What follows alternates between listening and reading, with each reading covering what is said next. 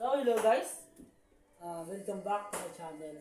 For now is I will teach you how to solve the trigonometric derivatives. If you can see, no, mayroon na tayo kagad formula for trigonometric.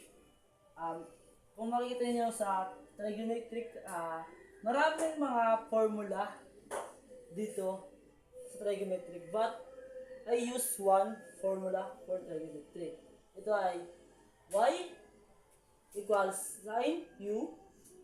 Then, yung derivatives ng formulang ito is y prime equals cos u times u prime. So, para mas maintindihan natin yung trigonometric is magbibigay tayo ng isang example.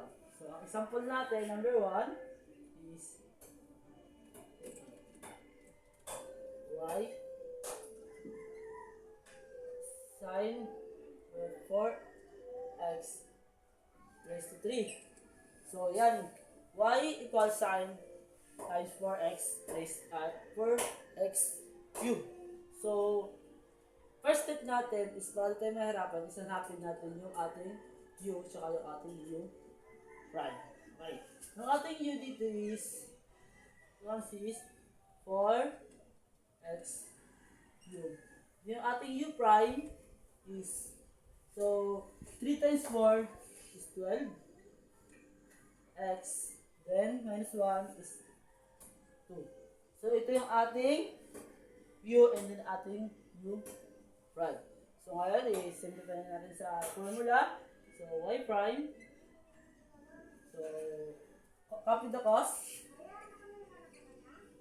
then yung u natin is 4x cube, then times ating u prime is 12x cube, 12x cube. So if you can see, complete na ang ating mga un. So nasa formula na.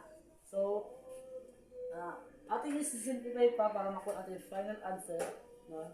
Ito y prime. So, itong cosine, i-times natin sa 12x. So, it means, yung 12x na ito isama po sa harap. So, 12x squared. Then, cosine. Then, 4x cubed.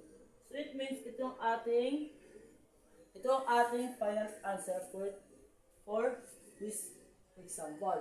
No?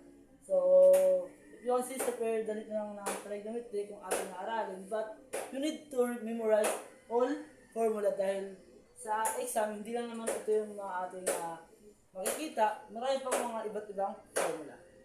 So yun lang, so see you to next video and God bless.